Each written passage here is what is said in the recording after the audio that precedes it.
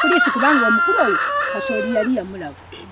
Kaakati tuba tulya nga mukudde okumanya nga mukudde naye byonna bijja kufa nja bifuuyira.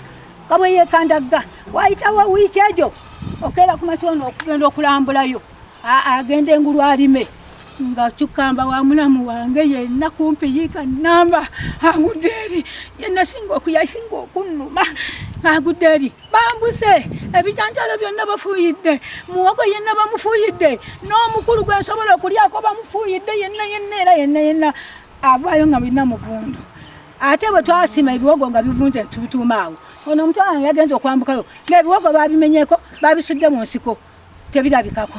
Kaakati embeera eyo gye tulimu nze tetukyebaka mu nnyumba muno maama minisita nze nsula bweru munange simanyi kinaddirira munange mu kibanja kya kitange nnyo etaliiwo naye waali manyi ensonga egguse kubanga byonna bitambulirako maama kankoma era nja kusaba maama kamala byonna gwe kamala byonna ku nsonga eno ez'ebyettaka era nkimanyi wano ky'onooba osazeewo maama minisita waffe ow'ebyettaka Judith Nabakooba kyekijja okuba ekyenkomo ky'onooba osazeewo ky'onooba otulagidde ono buzibu buli ku kiku ye yennyini ye ekizibu yaleeta baali eri bonna ne bannannyini mataka bwe tutaba tumanyi ono yayingiramu embeera ya ddiira yayingiramu embeera yaki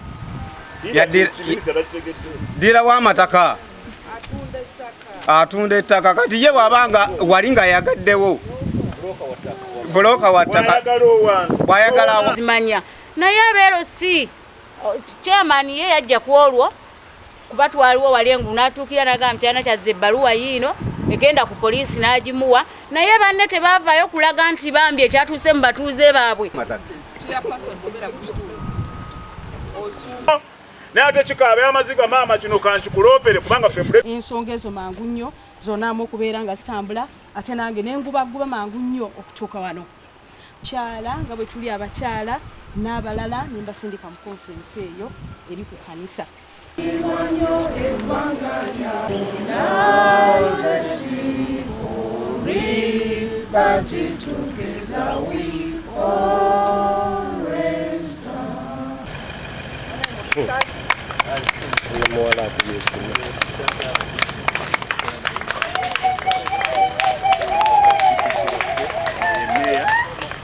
meya ono yekyapasoni w'ekyama yalikevudde mabega nnyo owodagamba okuva mu lutalo okuvaawa naye nzize kugitegerako omwezi nyini era yajja mu ofisi yange nantegeezaako nensitukiramu mu nsonga eyo kati entegeezamu gyantegeezaako yangamba waliwo awulidde information waliwo abaplanning okujja okukola ki the first information gyenamufunamu abaplanning namugamba baze nanga tebannajja nebuliddeko nemugamba kakati kapteka intelligence ku ground immediately nepita OCCID nemugamba nti okusinziira nga bwe tiyampa information emala abaana abajja abaani immediately report nakusindika nengulawo GF babe baana abo kati ekyazeeko kyekino ekyokujja nangamba nti bafuyidde era immediately ntujja ku ground the good report is unknown nengamba no we must find these people kati nafuna information eraga nti ensonga yava wala nnyo mabega nengamba tulina okulondoola mu line eyo the good thing information gyenafuna nenfuna gwenkwatako oyo gwangamba yakola Kasooli n'agamba nti era ajja kujja afuuyire information nti yagituweeyo yakoma ku LC so I swung into action nendabika nti omuntu oyo mukutte era namututte mu kooti is even in prison as I talk right now so mukadde mbadde naye era nga mugumya can be a witness nga mugamba tera geno twale ekibanja kyo until we understand this matter so basically ngizeemu of recent years okugifuna obulungi okugitegeera naye nga we on top of the game okulabika nti tulabika nti tugiwa direction entuufu naawe ogiddemu era tukwebaza okujja afanda ayogera Kaweesi minisita agamba Kaweesi Kaweesi oyo muwuliridde wano mu statement ya muwuliridde wano okufeaturinga mu issue eno era nti omukulu akola ku nsonga za bimanyi amumanyi nti ali mu nsonga enkulu so ekyo ngenda kitekinga on vice chairperson wabanga ali involved mu issue eno tali waggulu w'amateeka tugenda mutekinga on tulabike nti era naye anyonyola lwaki I involving himself into this matter. Otherwise we are handling honorable. With your guidance, kyamanyi nti ensonga eno egenda kukolebwako. Manyi. Bwemba madete munamujja ko statement oni vice muba musookera ko banyonyole. Nati je ngamba ajanye. Tunda kungulu. Ntunze kungulu gwe wetaka jango gambe gwenguzizza nti ono bakuguzizza kungulu ekibanja nze kulabako maama. RDCs, DPC n'abakulu abalala abatwegaseeko nzize wano okuyimira mu nsonga zino ez'ekiteredde naye waliwo ensonga nga 3 ze njagala okwasa DPC nga sinagenda mu maaso. DPC njagala onoonye Mbogo ne Kaweesi ne chairperson oli wano naye batunyonyole ku mivuyo egiri ku kyalo kuno kubanga olaba batuuze balumiriza ne chairperson maaso gaffe kitegeeza nti ogenda kuvaawo naye agenda akunyonyole ku mivuyo egiri mu kifo kino. Then ekirala kyemugenda okunyambako omusango guno gwe bagamba ogwali mu kooti. What was the ruling? What was the ruling? We need to know exactly what happened. Court we yawuliriza omusango ogwo. Lozanga tuvuddeyo kati kye tugendako njagala okuddamu okubagumya maaso g'abakulembeze bammwe. The president byayogera bituufu. Era bwe baali bakola constitution mu 95 constitution egamba nti ow'ekibanja naye ajja kubeeranga n'eddembe lye okozesa ekibanja kye. Kati constitution y'etteeka lya Uganda erisinga obukulu era ebiri mu constitution ne tubireeta ne mu Land Act gye tukozesa emanye obulungi nti ow'ekibanja gyali n'ow'ettaka gyali era neerambika n'engeri gye mujja okolaganangamu n'abataka. Si yakusika muguwanga bino byempulidde ebiri wano, si yakusika muguwa, si yakozesa fujjo, si yakutwala kintu ku mpaka wabula kuteeseganya. Lyetteeka lyaffe erya Land Act. Muteeseganya ne muteeseganya. Okuteeseganya bwe kugaana busuulu. Obusuulu mu bumanyi bulungi tebuvangawo mu tteeka. Oli eyaguze jjo okujja ayagala asikukulula ab'emyaka 5. It is very unfair. Era kyovolaba nti abakola etteeka bakikola ne bakirambika. Naye bwe ndaba ate ba chairman nga mwegasse mu mivuyo egigenda maaso n'okuvuluga abantu nga mmwe muleeta abantu mu kifo ky'okugamba tutuule muteese ki ekigenda maaso si byampaka oli n'aleeta tractor naye n'agiwalampa n'atandika okulaga eyite wano eyite wali gwe tolaba nti ebyo biba bimalamu amaanyi. Sirowooza nti ebyo biba bitunyiikiza mu bantu be tuweereza. Abantu be tuweereza tulina okulaba nti bwe tubeerawo tulina okubeerawo nga tulinga abo bategeerera naye ng'obategeerera ng'okola ekituufu. Sikola kintu kibawabya.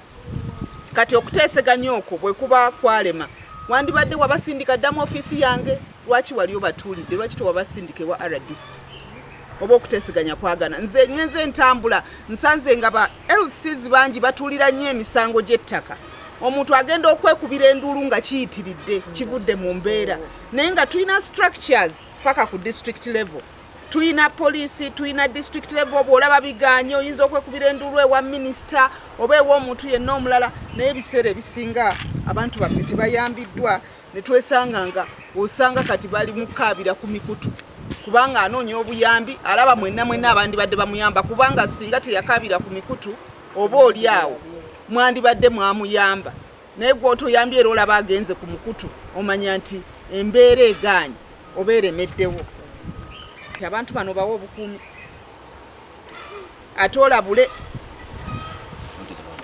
abasajja abo nti singa bafuna obuzibu be basuspects abasookerwako, kubanga tetujja kukkiriza mbeera eno okugenda mu maaso abantu baliire ku nsika abawangaalidde ku kitundu for all that time okulaba nti basanga obuzibu buno. Nagezezzaako okukebera ku details nensanga nga lwetamizo lwabutomiza be bali ku kyapa. Ekyapa ekimu kirina ika nga 2, ekirala kirina ika nga 4. Bye byapa bibiri nze okusinziira ku statement gundi ze wampadde block ne plot. Ze ika nga 6 naye ng'ebyapa bibiri kitegeeza nti ettaka liri mu bitundu oba ebyenjawulo oba liriraanaganye. Ekyo kiba kyetaaga omusaveya kubeera very clear about it okutulaga kubanga kikutulemu tekiri wamu. Kati ekyo kitegeeza nti okutuula ku kyapa yadde bakituulako mu 2015-2016 tekitegeeza nti bajje bagoba abantu. B'osanzeeko manya nti basenzeebo olina kukwatagana nabo ng'etteeka bwe ligamba, so si bo kweyiyiza biragiro byabwe n'amateeka gaabwe. Ekyo CID ne DPC mulina buli wamu sina wano wokka. Oli bwajja bw'aba asanzeeko abantu, go to the law. Temudda mu kuforcing abantu nakuleetera abantu kutemagana ku ttaka. The law is very clear, mutuule muteese. Bwe bibe by'okuteesa biganye bagende mu kooti. Ate era ne kooti ejja kujja ku ground etuule etunuulire embeera egirabe. Tejja kusalawo nga basalirawo mu office. Era ne basalirawo mu office mulina obuyinza ogenda obbaga nti naye bye musazeewo ku ground nga bino bye biriyo. Bwe munaabeera faamu tujja kusobola okulaba nti abantu baffe abatawaanyizibwa ku ttaka n'ebibanja byabwe at least bafuna obukuumi. Kati bw'otunuulira abakadde bano bwe bati n'ennyumba oziraba nti nkadde ddala n'ebintu bya era olaba buli omu akugamba nti babaddewo naye bazze bafuna ebizibu ebyenjawulo. Ate ow'ekibanja okubanga agwa mu mataka 3 ekyo si kizibu kye, yonna gyagwa yelandiroodi we. Siga nti ate wandibadde ogwa muli ono kaakati ogwa mu mataka 3 no, oba agwa mu balandiroodi 10 y'ekibanja kye kasitaba nga akibaddeko ebbanga kiki ekibanja kye ayina okukwatibwa ng'etteeka bwe ligamba. Ewoona agenda ne bateesa, n'ewooli n'agenda ne bateesa, n'ewooli n'agenda ne bateesa, naye siga nti kati kodde ewa landiroodi eno ate lino eriri eno lirabika si liryo.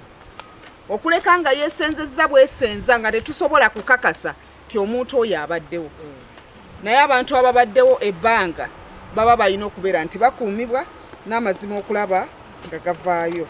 Tujja kwetaaga okulaba report etugamba ki. Then ayogedde ku w'ekibanja okutunda ekikye. We twogerera ku ssaawa eno w'ekibanja tosobola kutunda kintu kyo nga landlord tamanyi. Era baga nti bw'oba otunda omukisa ogusooka sooka oguwaani landlord. Singa aba agaanye awo oyinza okufunira ndowooza oluwenda naye olina kubeera ng'omutegeezezzaako. Naye ekirala kye tubadde tufuna nti abantu bangi baatunda ebibanja nga balandiroodi baabwe tebakoze eki, tebategedde oba tebamanyi. Naye ate ne landiroodi kiba kimukakatako nga tannawa mukisa bantu balala bajja ebbali okubagamba nti alina kyatunda okusooka okuyita mu batuuze be. Kyovudde mukugamba nti oli ne bwe kamutanda n'abigulira e Kampala nga bwe mwagambye, bw'agula e Kampala n'ajja n'asangako abantu bibye, lwaki teyakoze due diligence? Abantu tubagamba nti nga tonasasula kintu tuuka ku ground okebere onoonye kyogula kituufu oba kikyamu. Bwe kuba kuliko abatuuze onookwatagana nabo nga tonnasasula. Bw'olaba ng'onookwatagana nabo sasula, naye tosobola ganze nagulira Kampala baŋŋamba nti tekuli n'oteeka ssente z'omu ttaka nga tomaze kutuuka ku ground kulaba kiriko. Ate n'oyagala ogaa nagulidde Kampala nze saategedde naye kati banfeze. Bakufeera batya nga mumanyi ebitambulira ku ttaka ennaku zino. N'olwekyo tusaba buli abajja abo mumanya nti beekobaanye ne bakolera eyo programs zaabwe. Up to something and they wanted to grab, which cannot be accepted. But he is only one, the rest also need to be arrested and taken to court. Because if we leave them to act with impunity, the same thing is going to continue throughout Kachiri. Mwesange nga muina time bomb je mutuddeko.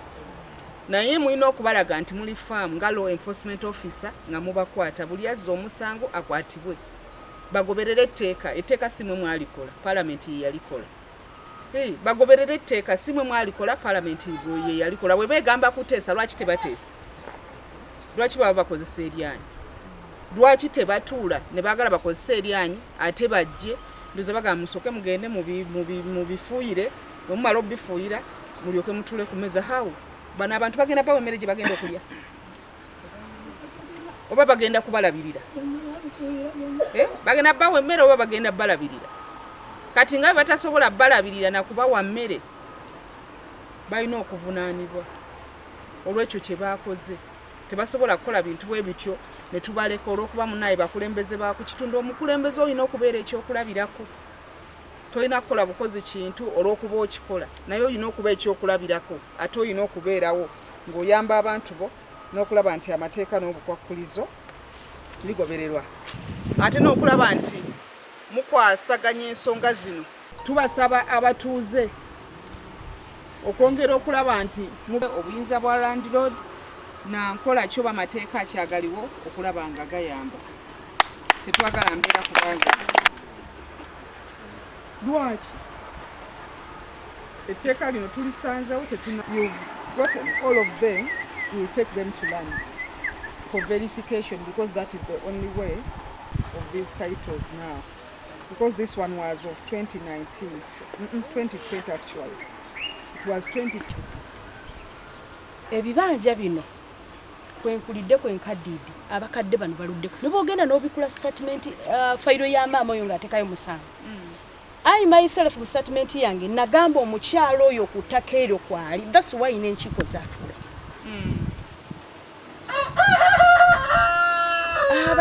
abatuuze abamu abali wano bakkiriziganya ne mmeeya Kiseke yaliwo mu kiseera ekyo meeting yagijja ebimu bye bazesitole bakuwa tubadde abakulembeze ab'enjawulo nze kaakati olwaliro ngenza okutuuka ndowooza emivuyo gyatandika nga twakavana mu lutalo ebimu mbisanzeewo maama njagala nkubuulira amazima n'abatuuze bano mbagambe bwabaawo ekisoobye fenna tetuli bamalayika naye nfubye nga bwensobola maama ku kyalo kuno okulaba nti abantu bafuna ebyapa mu buntu nga tewali kusika mugo awali consent bambi nfubye ekitegeeza bakkaanya ne babizi kubanga olw'okubanga kyesaagala ate mwe abakkiriza ebyammwe ne babisala ne babawa ebyapa tewali lwa bubi temujja kwekyusiza naye bwemba mwagala bibanja tewali musango sijja bikkiriza wano ensonga y'omukyalo ono olw'okuba banda olwaleero lwentegedde nti ekyapa kiriko era I think eyinza okuba era esobola okutereezebwa naye okulaba gyekiri naye omukyalo oyo bambi bakkaanya konsenti gyeri kabyeti eyo etudde ku ttaka lyabo bonna abeeyita bakasumba family kubanga kansala nga bw'ayogedde nti beekutulamu ebibinja bibiri nti bano ba administrator batubba akati bano gye baavanga gye bateeka ki gye baava kubanga bwe twatuuka mu kutuula omwami oli ddungu eyatunda ebibanja bino byonna waggulu atuzeemu ebyapa ne mbagamba bannange ekimala saamanya ne gye yatundira okugenda okutuuzaamu ebyapa bino kati ng'ebyamukyalo oyo fenna twali kukwatakwata n'omukyalo ono mukuba amayinja ono fenna twali ku nduulu nga tulwanyisa mbeera maama ng'erino nga mwagisirikira ministers naffe tufune chance ne tuvaayo wetuli oba owulira ng'olina ekintu ky'oliyagala okwemulugunyaako oba ng'olina ekikuluma kyagala okutegeera kubanga omukyalo nalina ebibuuzo yadabuuzawo nalewo ng'olaba ayagala abitegeere wetuli mujje nga mutubuulire kakiri eri kumpi nnyo wano mujje nga testi mutwebuuzeeko ofisi ya RDC wera eri kumpi mutegeere kubanga tukimanyi nti waliwo abantu abayitira wansi nga banoonya ebyabwe mutukozese wetuli olw'ensonga eyo ebisinga katuli kubisomera wano tutegeerera wano ensonga ya maama eno twagitegedde mwezi guno gwennyini gwe tulimu ate ng'ensonga olala yatandika dda bakotinga mu lutalo eyinza okusirika neddamu neekomawo osisi aidali wano wendi twagitegedde mwezi guno just of recent wano so bannaaye mujje nga mukole ki mutwebuuzeeko tujja kujja tubayambye